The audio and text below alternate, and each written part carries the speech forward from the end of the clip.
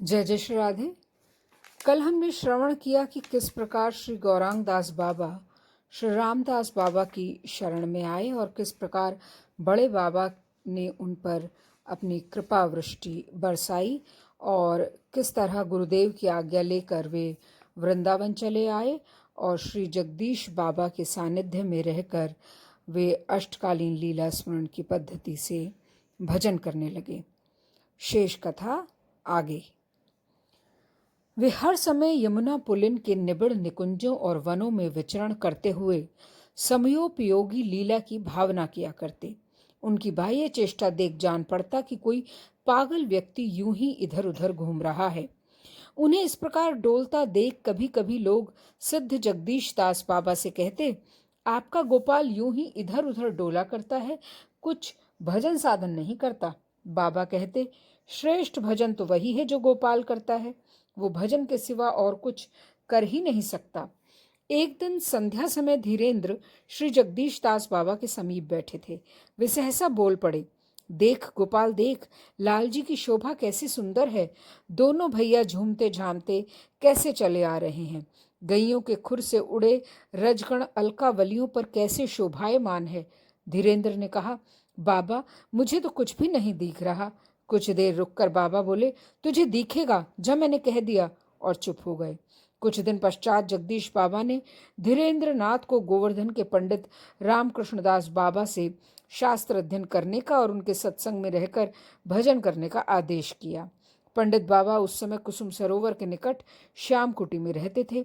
धीरेन्द्र श्याम कुटी से कुछ दूर ग्वाल पोखरा के पास एक कुटी में रहकर भजन करने लगे। वे नित्य अपराह्न में उनके पास जाते और शास्त्रालोचना करते।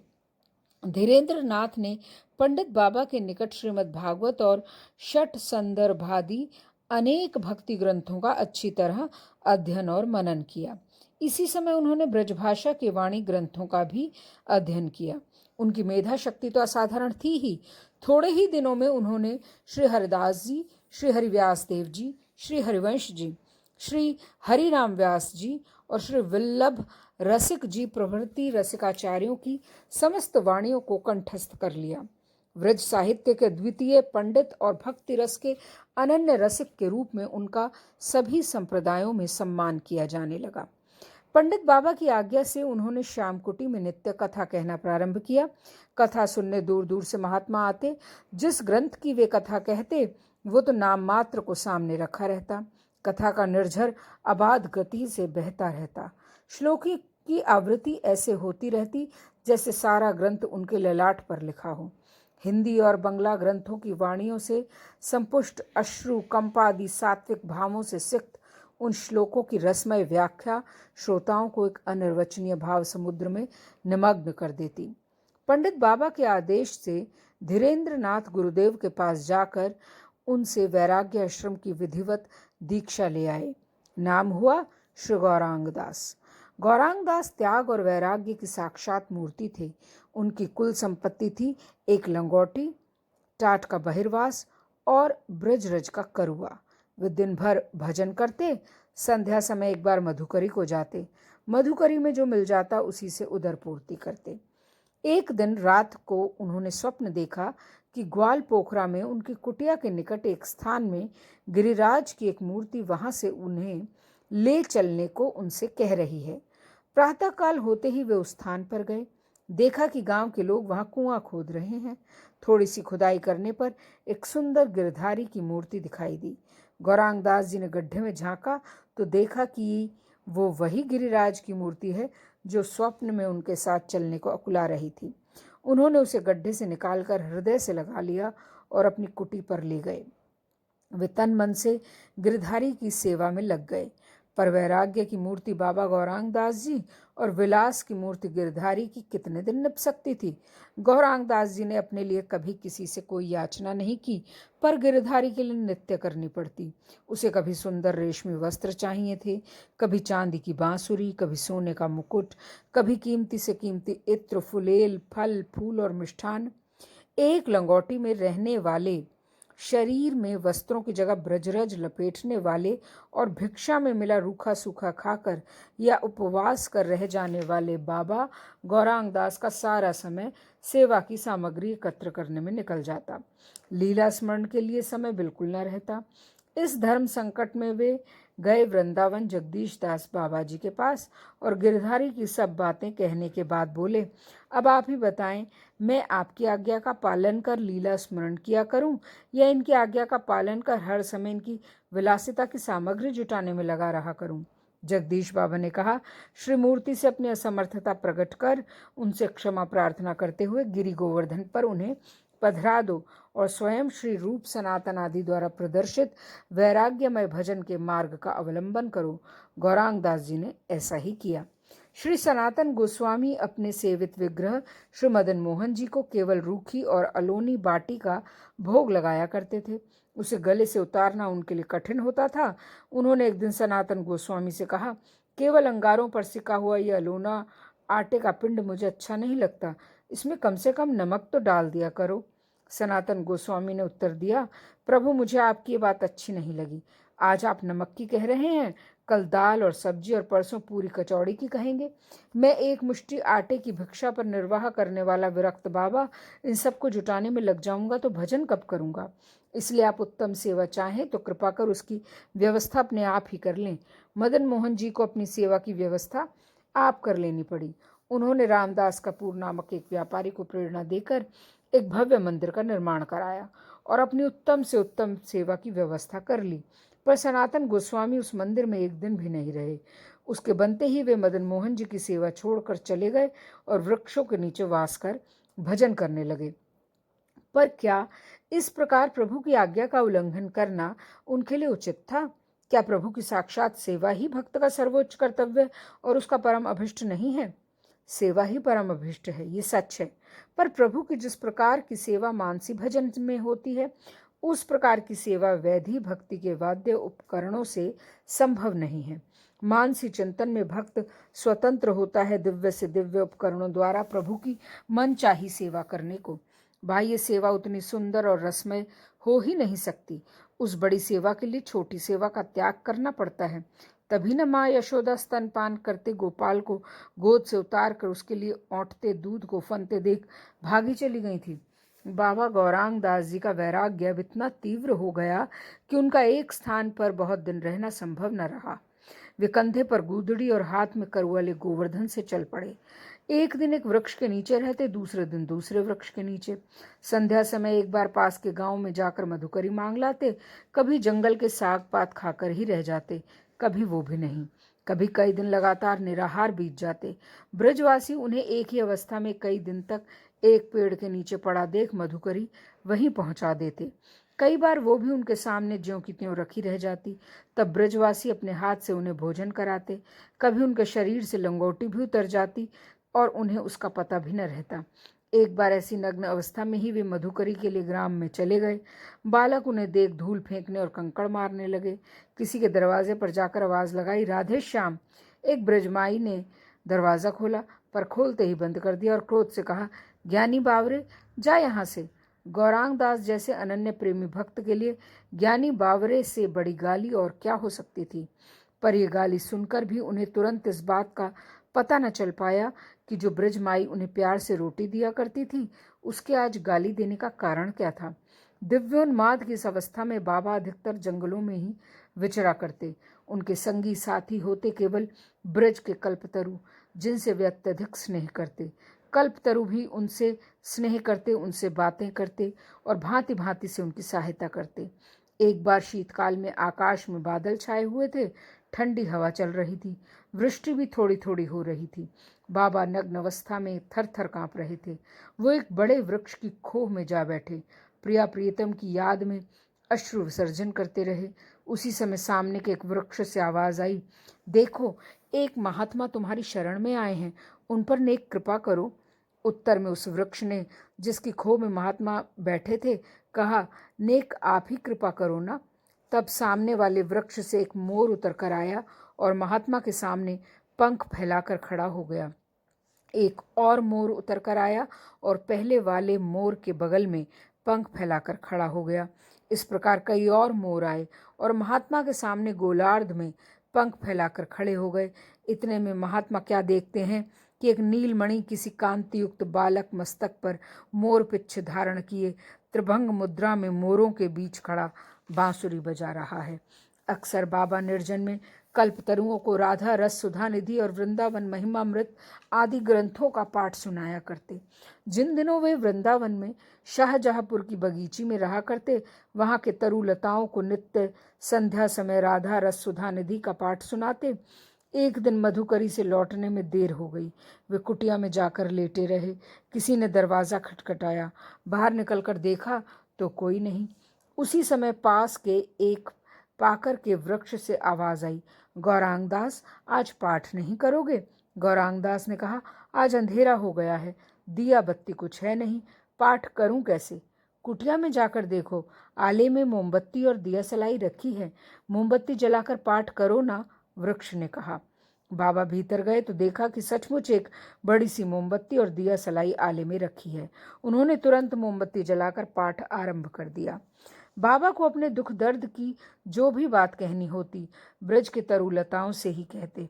कभी कभी उनसे चिपटकर रात रात भर रोते रहते। अपनी शेष अवस्था में वे अपने शिष्यों से कहा करते, ब्रज के तरुलताओं को साधारण मत जानना, ये सभी कल्पतरु हैं। इनसे चिपटकर यदि कोई अपने मन की बात कहता है तो सुनते हैं।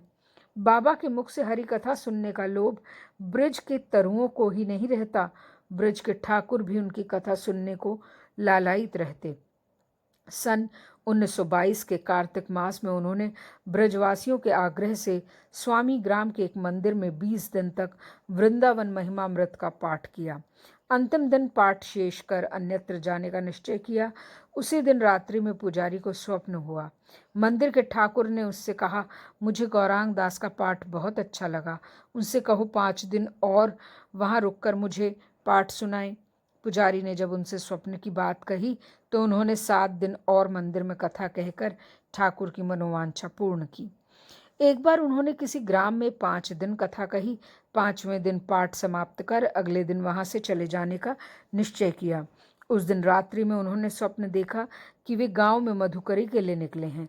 जिस घर भी जाते हैं उसके द्वार पर प्रिया प्रियतम भिक्षा देने के लिए खड़े मिलते हैं और भिक्षा देने में एक दूसरे से होड़ करते हुए उनकी झोली में हंस हंस कर बार बार भिक्षा डालते हैं और कहते हैं, ले बाबा, ले बाबा। दूसरे दिन उन्होंने उस गांव से तुरंत चले जाने का विचार छोड़ दिया।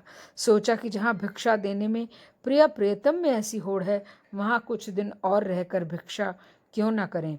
ग्रीष्म काल में दोपहर के समय एक दिन बाबा गौरांग दास जी बरसाने के पाडर वन में एक पेड़ के नीचे लेटे लीला स्मरण में तन्मय थे। उन्हें बाह्य ज्ञान बिल्कुल नहीं था। उस समय एक बड़ा सर्प उनकी छाती पर चढ़ गया। कुंडली मारकर और फन फैलाकर वो देर तक वहां बैठा रहा। कुछ दूरी पर ग्वाले गैये चरा रहे थे। उन्होंने देखा तो लगे चीखने, अरे बाबा सांप, बाबा उठ, खाए जाएगो। बाबा ने आँख खोली तो देखा उस विषधर सर्प को फन निकालकर छाती पर बैठे। उन्हें प्रेरणा हुई कि अनंत भगवान पधारे हैं कृपा आशीर्वाद करने। उन्होंने मन ही मन उनकी स्तुति की, फिर प्रेम से फन पर हाथ फेरा। सर्प ने फन उठाकर उनकी ओर देखा और धीरे धीरे रेंगता हुआ वन में चला गया। अनंत देव का आशीर्वाद शीघ्र फलीभूत हुआ। गौरांग दास जी कभी कभी जगदीश दास बाबा के दर्शन करने वृंदावन जाया करते। इस घटना के तुरंत बाद ही वे उनके दर्शन करने गए। रात्रि में उनकी चरण सेवा कर उनकी शैया के समीप भूमि पर सोए रहे। उस समय जगदीश बाबा का वात्सल्य उमड़ पड़ा। उन्होंने अपना चरण उनकी छाती पर रख दिया। चरण स्पर्श होते ही उन्हें श्री कृष्ण लीला के साक्षात दर्शन होने लगे। तभी से श्री गौरांग दास बाबा को निरंतर लीला की स्वतः स्फूर्ति होती रहती। वे सदा एक अनिर्वचनीय रस सागर में डूबते उतराते रहते। एक दिन वे गिरिराज की परिक्रमा करते हुए राधा कुंड पहुंचे। उस समय सूर्यास्त हो चुका था। एक साधु विनीत भाव से प्रार्थना कर उन्हें अपनी कुटिया पर ले गया। सुंदर स्वादिष्ट भोजन से उनका स्वागत कर रात्रि में वहीं विश्राम करने का आग्रह किया। वे जब विश्राम कर रहे थे, एक स्त्री आकर उनकी चरण सेवा करने लगी। स्त्री का स्पर्श होते ही वे चौंक पड़े और क्रोध से उसकी ओर देखने लगे। स्त्री भयभीत हो उठकर चली गई। थोड़ी देर में वो साधु आया और खुलकर उनसे कुछ बातें की। वो बाउल संप्रदाय का साधु था, जिसमें स्त्री संग साधना का मुख्य अंग समझा जाता है। बाबा ने उस मार्ग को अत्यंत घृणित और त्याज्य बताकर उसकी भर्त्सना की। उसे चिंता हो गई कि गौरांग दास उसके गुप्त जीवन के बारे में जान गए हैं। ये बात व्रज में फैल जाएगी और उसका वहाँ रहना असंभव हो जाएगा। उसने उन्हें अपमानित करना चाहा, जिससे लोग उनकी बात का विश्वास न करें। पर जगदीश दास बाबा के पास गया और बोला, आपको अपने गोपाल पर बहुत विश्वास है, आप उसके गुप्त जीवन के बारे में नहीं जानते। वो छिपकर स्त्री संग करता है। जगदीश दास बाबा को विश्वास ना हुआ, पर उन्हें गोपाल की ओर से चिंता हो गई, क्योंकि उन्होंने इस दुष्ट का संग किया था। परिणाम ये हुआ कि श्री गौरांग दास को लीला स्फूर्ति होना बंद हो गया। वे आसन पर बैठकर बहुत ध्यान लगाएं, पर किसी प्रकार लीला की स्फूर्ति ना हो। उनकी वही अवस्था हो गई जो कृपण व्यक्ति की हो जाती है अपना सारा धन खोकर, या मछली की हो जाती है तालाब का सारा जल सूख जाने पर। व्याकुल हो वे दोपहर की कड़ी धूप में गिरिराज की परिक्रमा को चल दिए। दिन भर परिक्रमा कर गिरिराज से प्रार्थना करते रहे। संध्या समय क्लांत हो उद्धव कुंड की सीढ़ी पर लेट गए। आंख लग गई। यदि करवट बदलते तो सीढ़ियों से लुढ़कते हुए कुंड में जा गिरते। किसी ने उन्हें गोद में उठाकर सुरक्षित स्थान पर लिटा दिया। उसी समय उनकी निद्रा भंग हो गई, पर पता न चला किसने उन्हें उठाकर वहां लिटाया। दूसरे दिन वे वृंदावन गए जगदीश बाबा के पास। उन्हें देखते ही वे क्रोध से बोले, मूर्ख की तरह जहां तहां लेट जाता है, तुझे इतना भी ज्ञान नहीं कि कहाँ लेटना चाहिए कहाँ नहीं। वे समझ गए कि उन्होंने ही कल उन्हें उद्धव कुंड की सीढ़ियों से उठाकर दूसरी जगह लिटाया था। तब उन्होंने राधा कुंड के उस साधु से मिलने का और अपनी लीला विस्मृति का सवाल कहा और उन्हें कंठ से कृपा आशीर्वाद की प्रार्थना की। उन्होंने आशीर्वाद दिया, पर बिना जाने हर किसी का संग करने और हर किसी का अन्न खाने का निषेध किया। तभी से उन्हें लीला स्फूर्ति फिर होने लगी। सन 1924 की बाढ़ के पश्चात पंडित रामकृष्ण दास बाबा वृंदावन में दाऊ जी के बगीची में रहने लगे। गौरांग दास जी भी वृंदावन जाकर दाऊ जी की बगीची के निकट शाहजहांपुर के बगीचे में रहने लगे। पंडित बाबा के आदेश पर उन्होंने दाऊ जी की बगीची में श्री वृंदावन महिमामृत की कथा आरंभ की। कथा सुनने बाबा हंसदास जी, बाबा माधव दास जी, बाबा राधिका दास जी, बाबा वैष्णव दास जी और श्री अमोलक राम शास्त्री आदि वृंदावन के सभी प्रसिद्ध महात्मा और भक्तगण आया करते। मथुरा से भी अनेक भक्त नित्य आते। कथा के समय अष्ट सात्विक भाव सदा उनकी सेवा में उपस्थित रहकर अलौकिक प्रभाव में वृद्धि करते। नेत्रों से अश्रुधार निरंतर बहती रहती, जो श्रोताओं के हृदय को सींचकर कथा के अनुकूल क्षेत्र तैयार करने में सहायक होती। जब बाबा श्री प्रबोधानंद सरस्वती पाद के मूल श्लोकों की व्याख्या के साथ विभिन्न वाणी ग्रंथों के प्रसंगा अनुकूल वाणियों की अपने मधुर कंठ से आवृत्ति करते, तो ऐसा प्रतीत होता कि जैसे रसिकाचार्यगण स्वयं उनकी जिह्वा पर आरूढ़ हो अपनी अपनी वाणियों का गान कर रहे हैं। बीच बीच में जिस लीला की कथा वे कहते होते, उसका विषय साक्षात उनके दिव्य चक्षुओं के सामने आ जाता और वे उसके रसास्वादन में तल्लीन हो मूर्ति के समान आसन पर बैठे रह जाते। श्रोतागण बैठे रहते इस प्रतीक्षा में कि कब उनकी भाव समाधि भंग हो और कथा का निर्झर फिर बहने लगे। दाऊ जी की बगीची की इस कथा की अलौकिकता उस समय की कुछ अलौकिक घटनाओं से प्रतीत होती है, जिनका आज भी उस समय के कुछ श्रोता वर्णन करते हैं। नित्य कथा के समय एक अजगर न जाने कहाँ से आकर बगीची में मेड़ पर स्थिर पड़ा रहता और कथा समाप्त होते ही चला जाता। पंडित बाबा कहा करते कि कोई महापुरुष उस रूप में नित्य कथा सुनने आते हैं। जिस स्थान पर कथा होती थी वहां एक नीम के पेड़ की डाल कथावाचक के सिर पर इस तरह झुकी रहती कि संध्या से कुछ समय पहले ही अंधेरा होना शुरू हो जाता और कथा कुछ पहले ही समाप्त कर देनी पड़ती। श्रोतागण मन ही मन दुख पाते। एक दिन उस समय जब कथा नहीं हो रही थी, वो डाल अपने आप टूटकर गिर पड़ी। एक दिन कथा के समय लोग ये देखकर चकित रह गए कि आकाश से बड़े बड़े पुष्प, जो रुई के गोले की तरह सफेद और देखने में बड़े आकर्षक हैं, कथा के स्थान पर गिर रहे हैं। लोग एक बार पुष्पों की तरफ देखते और एक बार पंडित बाबा की तरफ। पंडित बाबा ने कहा, देखते क्या हो? गौरांग दास की कथा में देवगण आकाश से पुष्प वृष्टि कर रहे हैं। बाबा गौरांग दास जी एक बार गुरुदेव के दर्शन करने कलकत्ते गए। उनके आदेश से उन्हें वहां की एक हरि सभा में हरिनाम की महिमा पर प्रवचन करने जाना पड़ा। हरिनाम की महिमा कहते कहते वे आवेश में बड़े प्रभावशाली ढंग से कहने लगे कि नाम में नामी से भी अधिक शक्ति है। ऐसा कोई भी कार्य नहीं जो नाम की शक्ति से ना हो सके। मरा हुआ व्यक्ति भी नाम की शक्ति से जीवित हो सकता है। जहाँ नाम या उसकी महिमा का गान होता है, वहाँ काल भी जाते भय खाता है। ठीक उसी समय पास के वृक्ष से एक पक्षी का मृतदेह उनके सामने आ गिरा। सभी को लगा कि जैसे काल ने हरिनाम को चुनौती दी है। उस समय उनके हृदय में एक अपूर्व भाव का संचार हुआ, जिसका उन्होंने किसी अवसर पर अपने अंतरंग भक्तों से इस प्रकार वर्णन किया था। यूं तो जब मैं किसी के दुख को देखकर व्याकुल होता तो भगवान से प्रार्थना करता, पर उस बार भगवान नाम को कलंक लगते देख मुझसे न रहा गया। मैंने संकल्प किया, ऐसा कदापि नहीं हो सकता। मैं एकटक पक्षी के मृतदेह की ओर देखता रहा। बस मुझे लगा कि मेरे सीने से उस पक्षी के देह में इंजेक्शन लग रहा है। कुछ क्षण में उसके देह में स्पंदन हुआ और वो पर फड़फड़ाता हुआ वृक्ष की डाल पर जा बैठा। लगभग 35 वर्ष गौरांग दास बाबा को प्रेमोन्माद की अवस्था में विचरण करते बीते। शेष अवस्था में वे वृंदावन में रमण रेती स्थित अपने काका गुरु के उस आश्रम में रहने लगे जिसमें अब उनकी समाधि है। आश्रम के नीम के वृक्षों की शोभा निराली है। इनसे बाबा का चिर सौहार्द हो जाना स्वाभाविक था। इनके नीचे बैठकर उन्होंने कई बार ब्रज की लीला कथा कहते कहते ब्रज रज के महात्म्य का वर्णन किया था। कहते हैं तभी से इनकी प्रकृति बदल गई और इनकी डालियां झुकी रहकर ब्रज रज को चूमती दिखने लगी। इन नीमों के प्रकृत स्वरूप के बाबा को दर्शन होते। इनसे वे बातें करते। वे कहीं भी जाते तो उन्हें इनकी याद आती और वे अधिक दिन वहां न रह सकते। लौटकर आश्रम आते तो ये प्रसन्न होते और उनके कुशल मंगल के बारे में पूछते। एक बार जब बाबा आश्रम में टहल रहे थे, एक नीम के पेड़ की डाल को बार बार उठाकर उसके नीचे से निकलना पड़ता। बाबा ने अपने शिष्य मनोहर बाबा से कहा उस डाल को ऊपर की डाल से बांध देने को। मनोहर बाबा ने उसे बांध दिया। बाबा उस समय अपनी कुटिया के भीतर बैठे थे। डाल जैसे ही बांधी गई, उनकी छाती में असह्य वेदना होने लगी। उन्होंने आवाज दी, मनोहर मनोहर।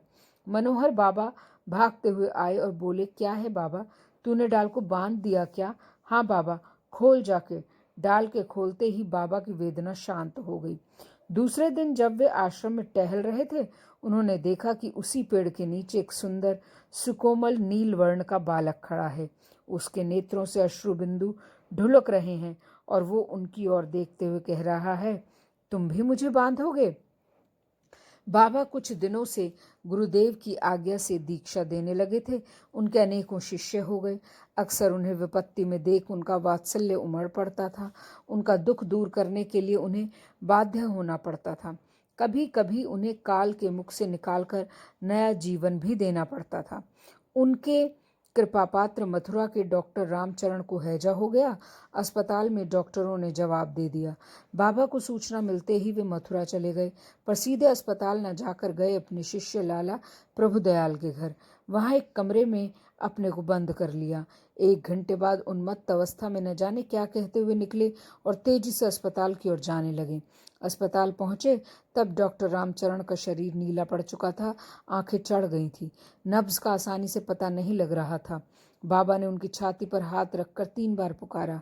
तीसरी बार उनके मुख से कुछ शब्द निकलता जान पड़ा। बाबा ने कहा, रामचरण, मुझे छोड़कर चला जाएगा? सावधान, तुझे कुछ नहीं होगा। तभी डॉक्टर रामचरण को बाबा के हाथ में से सीने में करंट पास होता लगा। एक नई शक्ति का उनमें संचार हुआ। कुछ ही घंटों में वे पूर्ण स्वस्थ हो गए।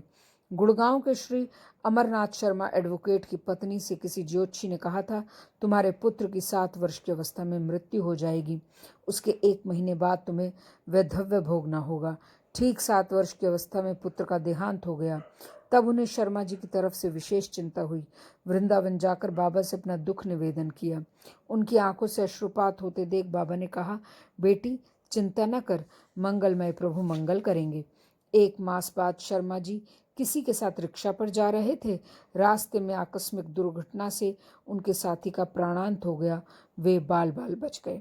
जयपुर के एसपी श्री काशी प्रसाद श्रीवास्तव की पत्नी पेट में बच्चा मर जाने के कारण अस्पताल में मरणासन पड़ी थी। लेडी डॉक्टर उनके कमरे से निकली और बड़ी उदासी से काशी प्रसाद से कहने लगी, देख लें जाकर। काशी प्रसाद का हृदय रो उठा। कुछ ही दिन पूर्व ज्योतिषी ने उनका दूसरा विवाह होने की बात कही थी। उन्होंने बाबा को याद करते हुए मन ही मन कहा, गुरुदेव आपकी ही आज्ञा से मैंने अविवाहित रहकर प्रभु की सेवा में जीवन यापन करने का अपना संकल्प तोड़ा था। क्या अभी दूसरा विवाह करवाने की अभिलाषा शेष है? क्या इस संकट से उबारने के लिए मुझे आपसे प्रार्थना करनी पड़ेगी? उसी समय उनकी पत्नी की सांस चल पड़ी। धीरे धीरे वे स्वस्थ होने लगी।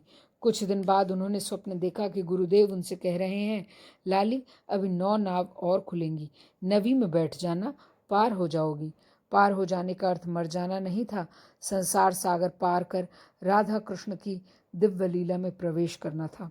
9 वर्ष बाद उनका शरीर छूट गया। काशी प्रसाद जी ने स्वप्न देखा कि वे यमुना के तीर पर श्री जी की सेवा की थाली हाथ में लिए निकुंज में प्रवेश कर रही हैं। कभी कभी बाबा को प्रत्यक्ष रूप से दूसरों का रोग स्वयं लेकर भी उन्हें रोग से मुक्त करना पड़ता। लेखक की पुत्री सरोज को लंगड़ाते देख उन्होंने पूछा, लाली तुझे क्या हो गया है? वो बोली, कुछ नहीं बाबा। नहीं, तू छिपा रही है, उन्होंने कहा। उसी समय उसकी टांग का दर्द ठीक हो गया। बाबा की अपनी टांग में होने लगा। एक बार लाला प्रभु दयाल जी बहुत बीमार पड़े। डॉक्टरों ने जवाब दे दिया। अंतर्यामी बाबा जान गए कि वे अपनी अंतिम घड़ियां गिन रहे हैं। उन्होंने अपने शिष्य ज्योतिराम से कहा, चलो प्रभु दयाल को देख आएं। जब वे पहुंचे तो उनकी अवस्था ऐसी थी कि हाथ पैर हिलाना तो दूर, वे पलक भी नहीं उठा सकते थे। बाबा के कई बार स्नेह से पुकारने पर उन्होंने 2-3 बार पलक उठाकर उनके दर्शन किए और उनके नेत्रों से आंसू निकल पड़े। बाबा ने उनके सिर पर हाथ फेरते हुए कहा, चिंता न करो, काल का बाप भी आ जाए तो तुम्हारा कुछ नहीं कर सकता। जब तक स्वयं राधा रानी तुम्हें अपनी गोद में नहीं ले लेंगी, ऐसी कोई शक्ति नहीं जो तुम्हें ले जा सके। फिर उनकी छाती पर हाथ रख कुछ क्षण चुप बैठे रहे।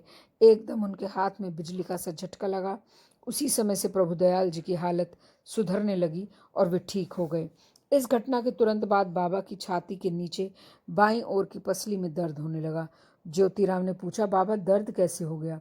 बाबा ने उत्तर दिया, ये वही है जो प्रभु दयाल के पास आया था काल रूप में। चिंता न कर, चला जाएगा। स्वयं राधा रानी के गोद में लेने की बात बाबा अपने आश्रित जनों के संबंध में अक्सर कहा करते।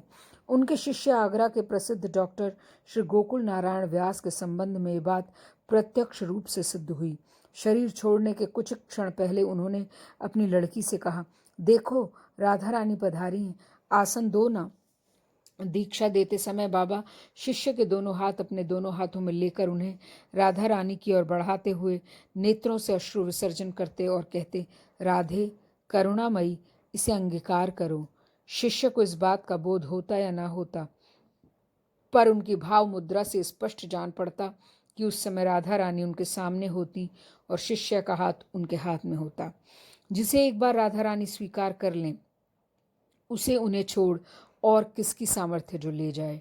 कदाचित आश्रित जनों के पाप ताप स्वयं ले लेने के कारण ही बाबा का अपना शरीर उनकी शेष अवस्था में रुग्ण रहने लगा। उन्हें डायबिटीज और ब्लड प्रेशर रहने लगा, पर इसका उनकी आंतरिक स्थिति में कोई संबंध न था। एक बार लेखक उनके निकट बैठा चिंता कर रहा था, बाबा जैसे निष्पाप नाम परायण सिद्ध महापुरुष को रोक धोक क्यों?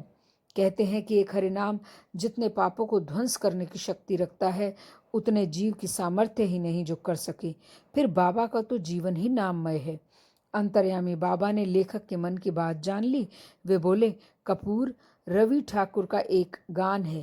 कहते हैं कि पार्थिव निर्जन मरुभूमि में अकेला चला जा रहा है, तूफान आता है, आकाश में काले बादल मंडराने लगते हैं।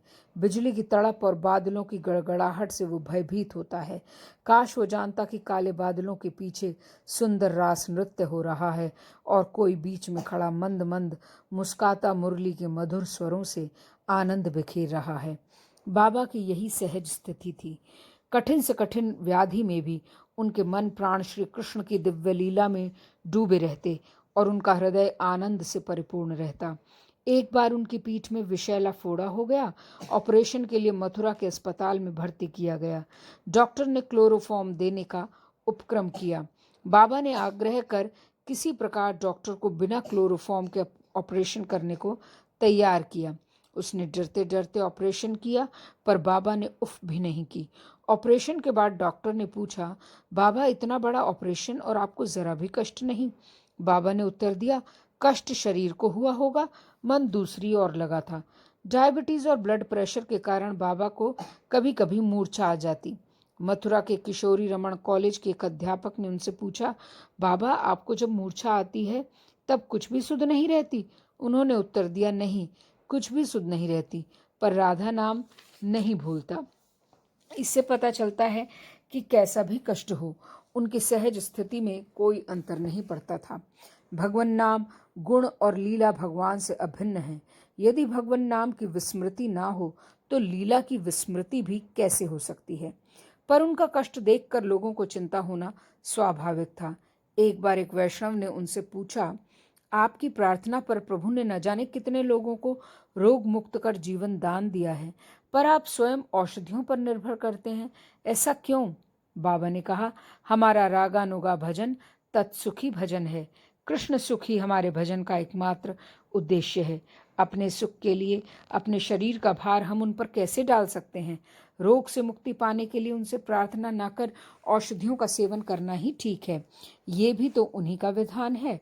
फिर भी गौरांग दास बाबा जी पर जब कोई बड़ा संकट आ जाता तो उनके गुरुदेव उनकी वैसे ही रक्षा करते जैसे वे अपने आश्रितों की करते। एक बार दांत उखड़वाने के पश्चात उनके गले में सेप्टिक हो गया। थोड़े ही समय में उसने भयंकर रूप धारण कर लिया। लार तक निगलना असंभव हो गया। गुरुदेव ने उन्हें कलकत्ते बुलवाकर अच्छे अच्छे डॉक्टरों को दिखाया। सब ने कहा रोग इतना बढ़ चुका है कि ऑपरेशन संभव नहीं है। तब वे उन्हें नवद्वीप ले गए। अपने गुरुदेव श्री राधा रमन चरण दास देव की श्रीमूर्ति के सामने उन्हें लिटा दिया और उनकी ओर देखते हुए बोले, ये लो अपनी वस्तु, जी चाहे सो करो। कुछ देर रुक कर फिर बोले, क्या तुम्हारे मुर्दों को जिलाने और पेड़ को नचाने की बातें अब लोग पुस्तकों में ही पढ़ा करेंगे? ललिता दासी जो वहां उपस्थित थी, गुरुदेव की प्रसन्न मूर्ति को लक्ष्य कर बोली, जिस स्थान पर ऐसी प्रसन्नता की मूर्ति विद्यमान है वहां क्या कोई अमंगल हो सकता है? उसी समय श्री गौरांग दास बाबा ने देखा कि श्री राधा रमण चरण दास देव उनके निकट खड़े पूछ रहे हैं, गौर तुझे क्या हुआ है? उन्होंने झुंझला कर कहा, देख नहीं रहे हो क्या हुआ है? परम दयालु श्री राधा रमण चरण दास जी ने तब उनके गाल पर हाथ फेरा। हाथ फेरते ही गले की सूजन फट गई, मवाद की नदी बह निकली। कुछ ही दिनों में पूर्ण स्वस्थ हो वे वृंदावन लौट आए। इस बीच ललिता दासी का गोलोक गमन हुआ। बाबा गौरांग दास से उनका विछोह सहन न हुआ। उन्होंने परम गुरुदेव श्री राधा रमण चरण दास को याद किया। उनके सम्मुख होते ही उन्होंने प्रणय रोष में भर अभियोग किया, आपने दीदी को क्यों ले लिया? वे बोले, वो आना चाहती थी तो मैं क्या करता? कौन जाने गौरांग दास जी की भी इच्छा हो आई थी दीदी से जा मिलने की। कुछ दिन बाद वे फिर बीमार पड़े। हालत कुछ अधिक खराब होती दिखने लगी तो डॉक्टर गोकुल नारायण व्यास उन्हें अपने घर आगरा ले गए। वहां भी चिकित्सा से कोई लाभ न हुआ। 15 दिन बाद जब ये भय होने लगा कि कहीं उनका शरीर आगरे में न छूट जाए तो वे उन्हें अपनी गाड़ी से वृंदावन पहुंचा आए। जिस समय वे गाड़ी में वृंदावन जा रहे थे उनके शरीर में चेतना के कोई बाह्य लक्षण नहीं थे। उसी समय कलकत्ते में श्री रामदास बाबा जी महाराज सेवा पूजा के अपने नित्य कृत्य में एक एक कर बहुत सी प्रसादी वस्तुओं का सेवन कर रहे थे। भावाविष्ट हो एक ही वस्तु का बार बार सेवन कर बीच बीच में चौंकने लगे। पास में बैठा सेवक जो उन्हें प्रसादी वस्तुएं देता जा रहा था बोला, ये तो आप सेवन कर चुके। तब उन्होंने आवेश में कहा, अरे, गौरांग दास जा रहा है, देखूं कैसे चला जाएगा मुझसे पहले। इधर गौरांग दास जी को चेतना हो आई और स्वास्थ्य बिना किसी उपचार के अपने आप ठीक हो गया। लगभग 1 वर्ष बीत गया। एक दिन गौरांग दास जी आश्रम की खुली हवा में एक नीम के नीचे बैठे महाप्रभु के कुछ पद गा रहे थे। गाते गाते वे भाव समाधि में डूब गए। सेवकों ने देखा कि उनका मुखारविंद किसी दिव्य अनुभव के प्रकाश से आलोकित हो रहा है। उस समय वे श्रीमन महाप्रभु और श्री नित्यानंद प्रभु के साक्षात दर्शन कर रहे थे। श्रीमन महाप्रभु ने अपने कर कमलों से उनका हाथ पकड़कर उन्हें श्री नित्यानंद प्रभु के चरणों में समर्पित कर दिया। कुछ ही दिन बाद सन 1953 के अगहन मास की कृष्णा चतुर्दशी को श्री रामदास बाबा जी महाराज कलकत्ते में अपने आश्रम में पूर्ण स्वस्थ अवस्था में रात्रि 2 बजे शैया से उठे, हाथ मुंह धोकर पूजा के आसन पर बैठे।